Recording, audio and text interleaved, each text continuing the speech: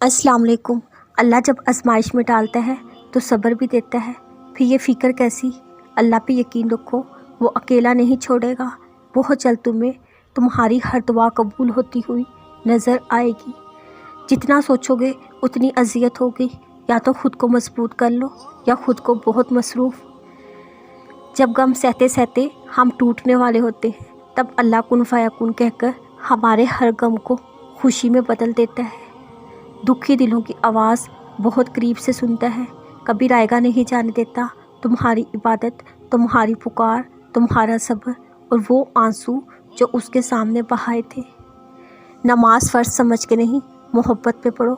ज़मीन पे सर टुकराने को नमाज नहीं कहा जाता। तुम मांगते वो हो जो तुम्हें बेहतर लगता है, मगर अल्लाह तुम्हें वो अता करता है जो तुम्हारे लिए सबसे बेहतरीन होता है। बात सिर्फ़ उस पे आँख बंद करके यकीन रखने की है। वही है जो तुम्हें दे सकता है और कोई नहीं।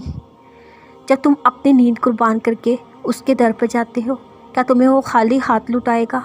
निकाल दो अपने दिल से हर वसवसों को, वो अपने बंदों को कभी खाली हाथ नहीं भेजेगा।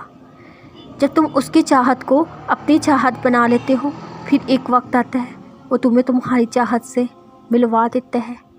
अल्लाह के फ़ैसले तुम्हारे ख्वाबों से बेहतरीन है। यकीन रखो, वो हर ख्वाब पूरा कर देगा तुम्हारा।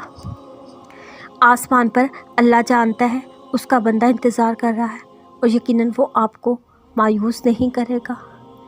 यकीन रखो, अगर अल्लाह ने कुछ दरवाज़े बंद किए हैं, उसने अब भी तुम्हारे नसीब में गुंजाइश बाकी रखी है। तुम शिद्दत से मांगो, वो हर दरवाज़े को खोल देगा तुम्हारे लिए। सुकून इंसान का कमाल नहीं, रब की अता है। हर आजमाइश सज़ा नहीं होती, कुछ आजमाइशें हमारे हक़ में होती हैं, बस हम समझ नहीं पाते। जो अब तक ना मिल सका वो भी मिल जाता है, बस अल्लाह पे यकीन रख कर देखो।